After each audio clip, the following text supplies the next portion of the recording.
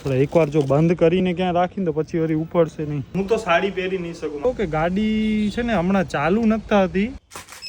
મારી આજે હાલત બહુ ખોલે છે. ગાડી યાર ઘરની છે પણ કોઈ શીખતા નથી.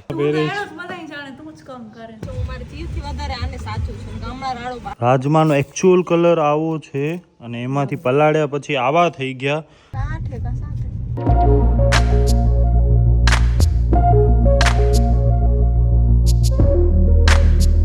તો નમસ્કાર મિત્રો, ગુડ મોર્નિંગ. કેમ છો તમે બધા? નાઈ ધોઈ નાસ્તો બાસ્તો બધો થઈ ગયો અને હવે આપણે બહારના ને જે બધા આઉટસાઇડના કામ છે એ બધા આજે આપણે પૂરા કરવાના છે. કામ યાર જીવનમાં એટલા બધા છે કે પૂરા થતા જ નથી. ગમે એટલો કરો કામ પૂરા થાય જ નહીં. એક ટાઈમ એવો પણ હતો કે આપણે એમ હતો કે યાર આપણને ક્યારે આટલા બધા કામ મળશે, કાંઈ કામ નથી યાર. ટ્યુટોરિયલ્સ જોતા શીખતા અલગ અલગ કોર્સ. અને હવે એક ટાઈમ એવો પણ છે કે કામ ને કામ જ છે.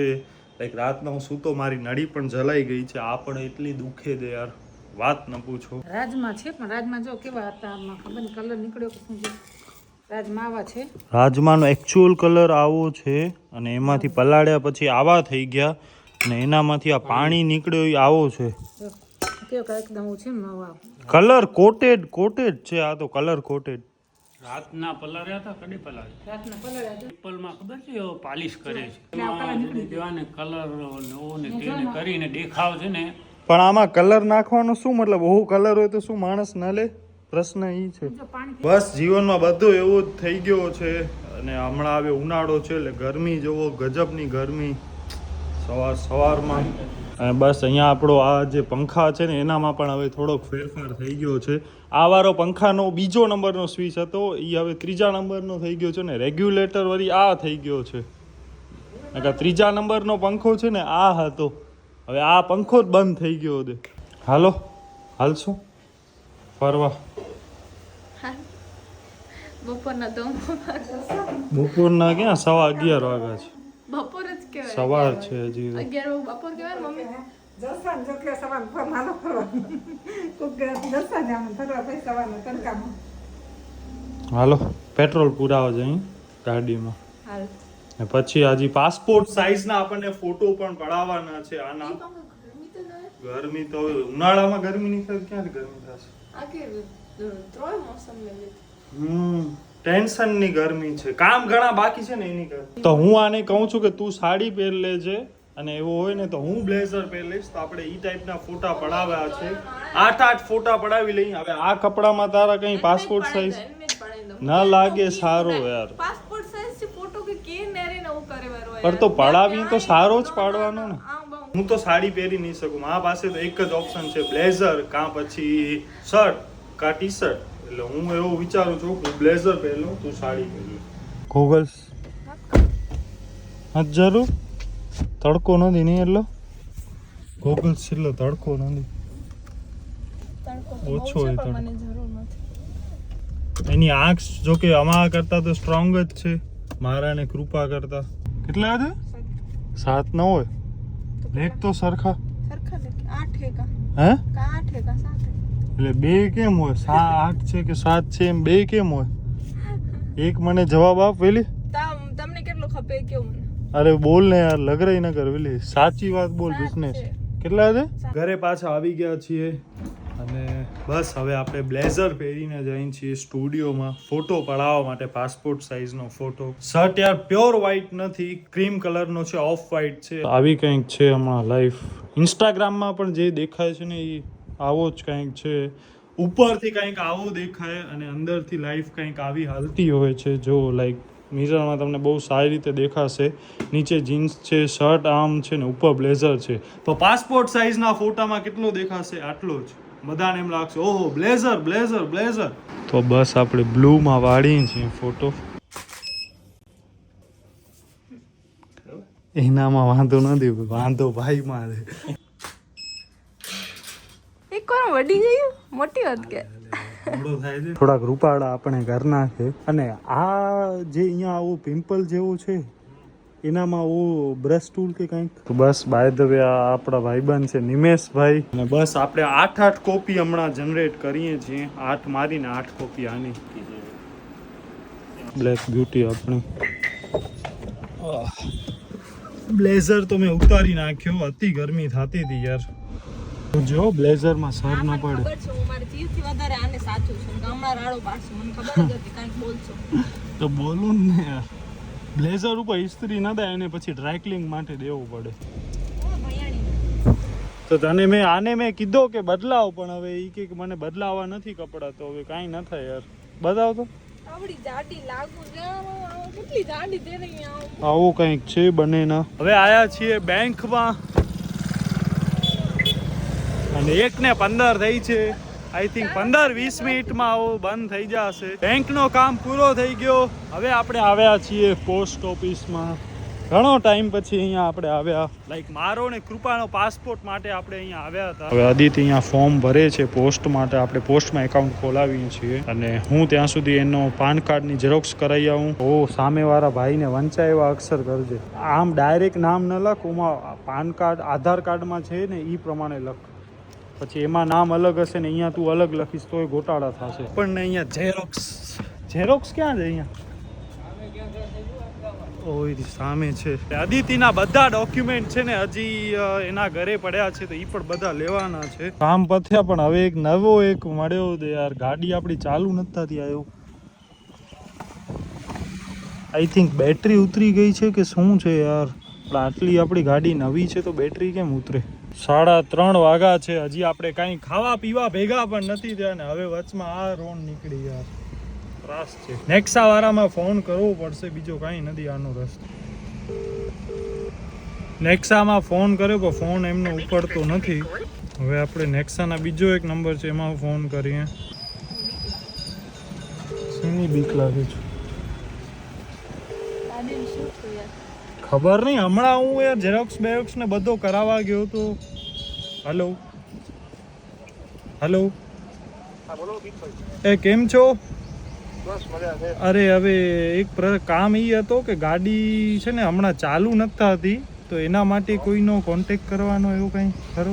આમને ફોન કર્યો. હવે અહીંયા ડેશબોર્ડમાં બેટરી વાળો આવે છે, પણ આટલી વારમાં કેમ એવું થઈ ગયું ને મને એ ખબર નથી પડતી. ડેશબોર્ડમાં આ જે આવે છે ને પ્લસ વાળો, મતલબ કંઈક બેટરીનો ઇસ્યુ થયો છે. હવે આપણે રાજુ મામાને ફોન કરીએ. એમને ગાડી લાઈનનો ઘણો અનુભવ છે, સાંભળીએ શું કહે છે.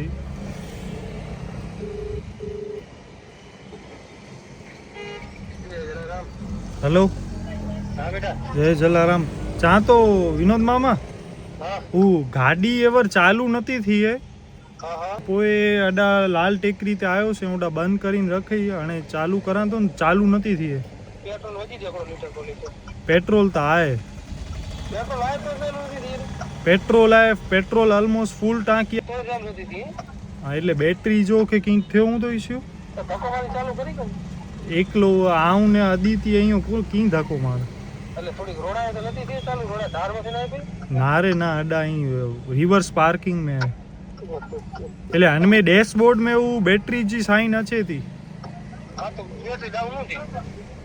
પણ અહીં ઊંચી થઈ ડાઉન થઈ ગયો ને. હા રાજુ મામા મેન ગોડ. હલો સેલ જ નથી લાગતો. એ જરાક ચીંચ અવાજ આવે છે ને એવો થઈ જાય. લાઈટું ચાલુ થાય, ગીત વાગે છે. હા હા હા એમાં તો બટન છે ને. બોનેટ ખોલે છે.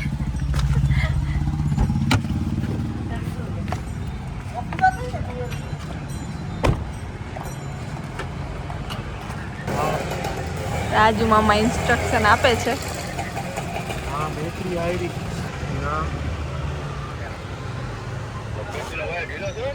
તાક છે અને એમાં ગાડી નથી આવી. બીક લાગે છે મને. શું થશે? પપ્પા પણ આ બાજુ હતા તો એ પણ આવી ગયા છે. હવે હું જાઉં છું એક્સેસથી આપણે ગાડી માટે ભાઈને લેવા. આવડશે ખોલતા કાચ? તમને આવડશે?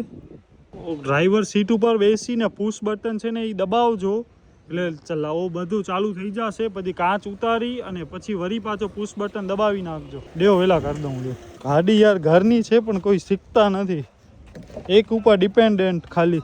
ચાલુ કરવામાં એ જોઈએ ને પછી તો તમે ક્લચ ઉપર પગ રાખો ને તો જ ચાલુ થાય. હવે આપણે જાય છીએ પૂંજાભાઈ ટાવર્સ પાસે, એક એક્સેસ બેટરીનો કે એવા કંઈ એક્સાઇડ વાળા કે ભાઈ છે. બસ હમણાં હવે આપણે ગાડીને જમ્પ સ્ટાર્ટ કરીએ છીએ. આ સાવ થઈ ગઈ છે ડિસ્ચાર્જ.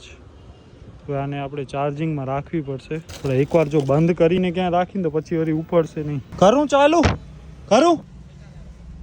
વાહ થઈ ગઈ, વિચાર કરો. હે રેસ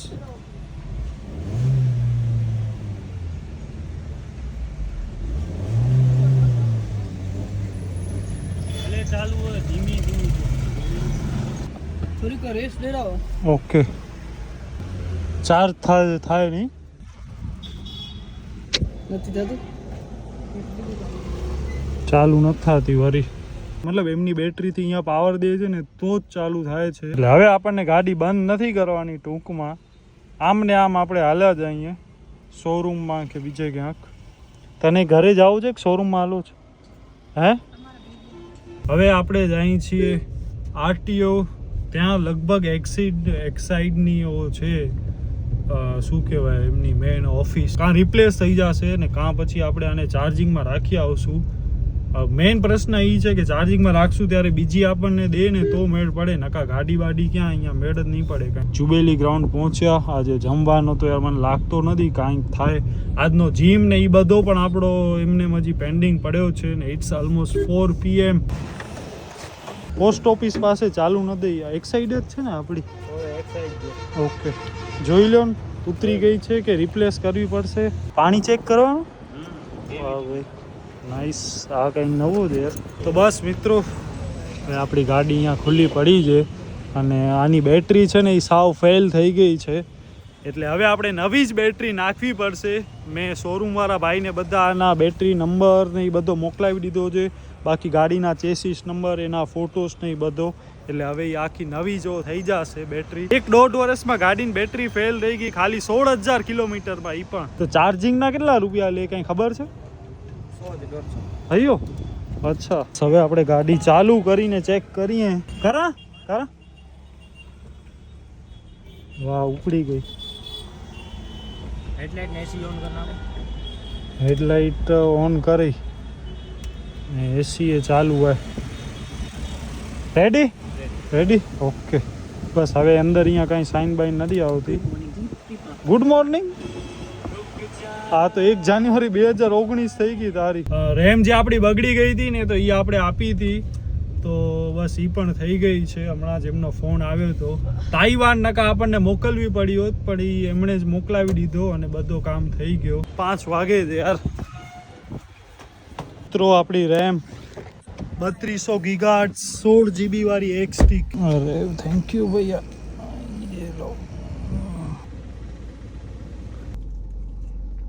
હા હા શું ટેસ્ટ છે યાર. બહુ એટલે બહુ જ મસ્ત. એટલો મીઠો વાત ન પૂછો.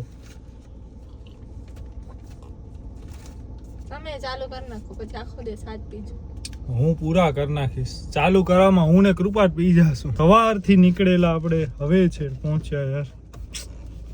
આજે બહુ જ વાર લાગી ગઈ.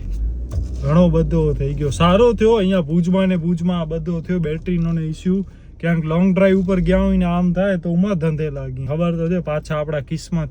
આજનું બધો કામ બાકી છે. વ્લોગ પણ એડિટ કરવાનો બાકી છે. 2 hours later. વાગા છે 8:15 અને હવે આપણે જઈએ છીએ જીમમાં. માંડ મેં વ્લોગ અપલોડ કરવા માટે રાખ્યો છે અને 8:30 સુધી વ્લોગ અપલોડ થઈ જશે. કૃપા બસ અહીંયા પહેરે છે. ના કૃપા અહીંયા 2-3 વિડીયો રેડી કરી રાખ્યા એટલે થોડોક થયો. અમારો કામ છે ને સાયલેન્ટ છે, કોઈ દેખાય નહીં. અગરબત્તી જેવો છે, સુગંધ ફેલાવે પણ દેખાય તો મને ફોન ને કરવા પડે, રિમાઇન્ડર દેવા પડે કે આ કરવાનું છે આ કરવાનું છે. અધરવાઇઝ છે ને પછી જે શૂટ કરીને આવે ને એમના ફોન ઉપર ફોન આવે વિડીયો મોકલાવો. તો આજે તો આજનો દિવસ કઈ રીતના નીકળી ગયો. તો બેક એન્ડમાં કૃપાએ બધું કામ સંભાળી લીધો અને બસ તને નથી આલો જીમ. બસ આના આજે કિલોમીટર પૂરા. તો આપણે થોડા પગે વયા. ગાડી તો હતી તો તડકો તો તને લાગુ મને લાગુ હશે. હમ